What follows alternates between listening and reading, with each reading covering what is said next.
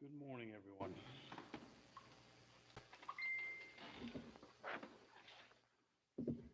A couple of hymns, then we'll read the Psalms, some Psalms for Saturday.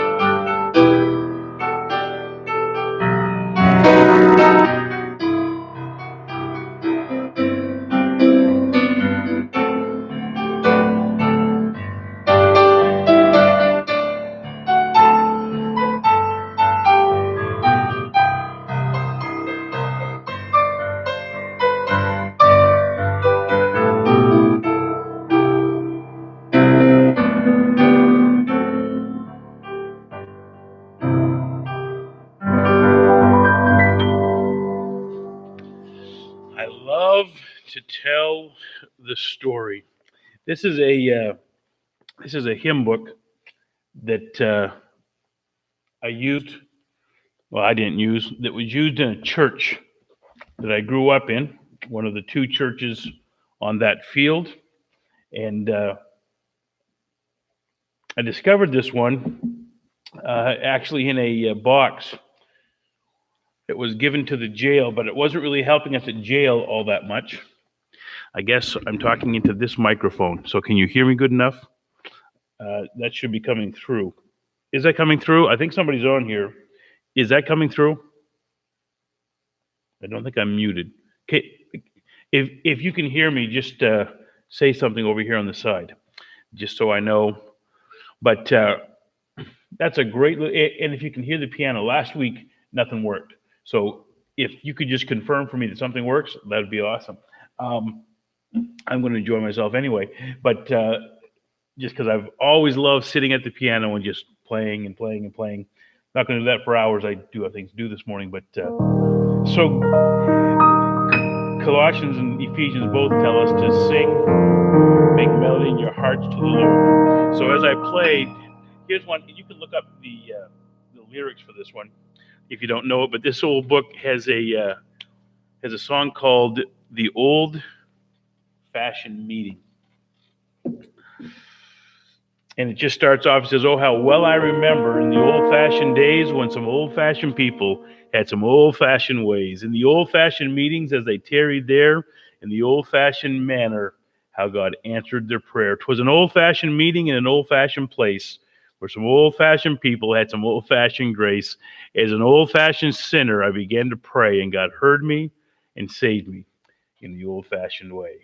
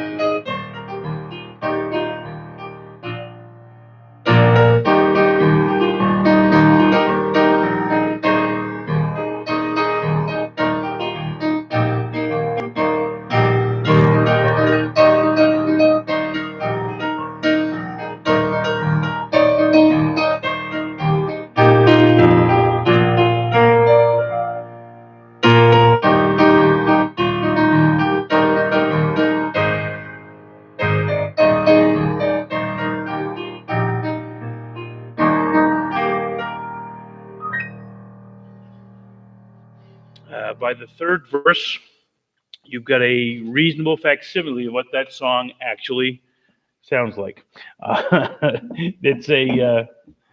I should probably practice before I turn that on and just start to play. But here's another one, very similar style. Well, I'll play it in a similar style because that's my style. But I love this song. Always did when I was a little kid. A new name written down in glory.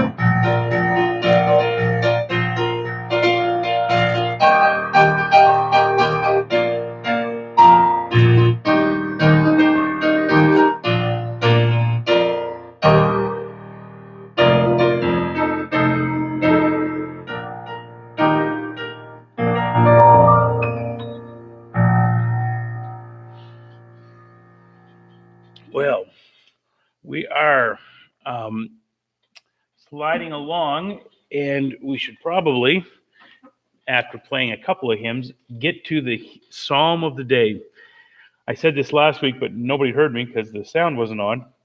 If you can hear me, just give me a thumbs up over in the say something section over right about here. But let me just read Psalm 2 for you. If you read 5 Psalms a day and you add 30, so today is Psalm 2 that we're going to read because it's May the 2nd. Well, then you go Psalm 2, Psalm 32, Psalm 62, Psalm 92, and Psalm 122. If you read 5 Psalms a day, you will have, in a month's time, 150 Psalms read.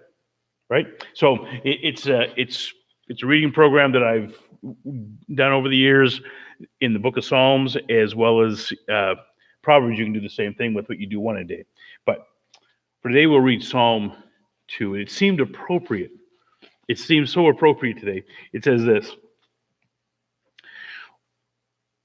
"Why do the nations rage, and the people plot a vain thing? The kings of the earth set themselves, and the rulers take counsel together against the Lord and against his anointed, saying, let us break their bonds in pieces and cast away their cords from us." They are seeking to get rid of God's rule, seeking to get rid of God's laws, seeking to get rid of God's commandments. They say, why should we listen to him? Let's break their bonds asunder. Let's be free from the constraints that God has placed upon us. But he who sits in the heavens shall laugh at their foolishness. The Lord shall hold them in derision, and he shall speak to them in his wrath and distress them in his deep displeasure. Yet I have set my king on the holy hill of Zion. I will declare the decree, the Lord said to me. You are my son. Today I have begotten you. Ask of me, and I will give you the nations for your inheritance, and the ends of the earth for your possession. You shall break them with a rod of iron. You shall dash them to pieces like a potter's vessel. Now therefore be wise, O kings. Be instructed, you judges of the earth. Serve the Lord with fear, and rejoice with trembling. Kiss the Son, lest he be angry, and you perish in the way. When his wrath is kindled but a little, blessed are all those who put their trust in him. You know, that's such a beautiful address to the governments of the world. Sometimes, well, all times we're called to pray for those who are in authority over us. And we pray for their wisdom. We pray that God would give them spiritual understanding. But blessed are all of those who put their trust in him. We are blessed, even though it might seem as though we are not seeing the things done the way that they ought to be seen. The governments of the world for years did something that was really kind of horrible. And I was thinking about this. And it's still happening other places in the world. It's still happening. And in some ways, it happens here with different means. But when you come to the days of slavery, it's amazing how the slaves were drawn to the Lord, how the slaves were drawn to Christ. And some of the most beautiful songs came out of that. I just want to play this one for you, Wade in the Water.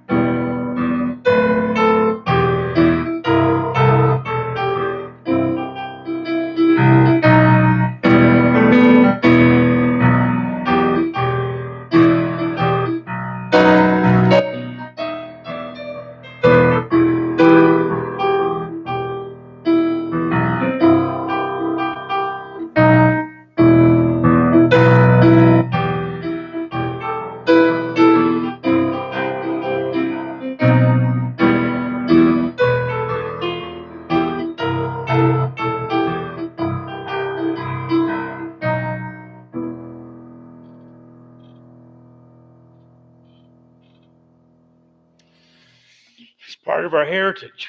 You can't dismiss it. You can't get away from it. Slavery went back into ancient times. The way we were doing it had morphed into something horrible. But just a few songs, going back to the kings of the earth, wanting to throw God's bonds asunder, wanting to put away all that has to do with God. Nietzsche, the atheist from another century, Nietzsche said, and he was decrying this, by the way, even though he was an atheist. He said, if God is dead, and he did say God is dead, but if that is true, all the things that we connect with God are dead too. And morality is certainly part of that. And loving your neighbor, certainly a part of that. So it's an interesting age. It's an interesting age where we come away and we say, what should we be doing for him? What should we be doing to be a witness for him? And sometimes it's really loud and vocal, and other times not so much. I'm just going to end with what was probably another slave tune. Very familiar song for all of us, but I'll just play it as it comes to me, because they say that John Newton, who wrote this song, was a slave ship owner, and that he wrote Amazing Grace from a tune that he probably heard the slaves sing, and he was touched because he never quite got over the fact that God saved him.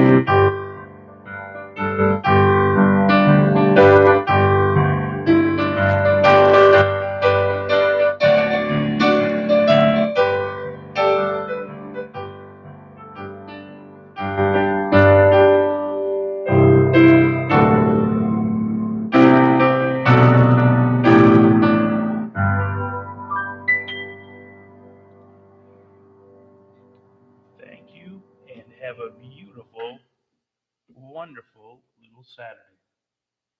Take care.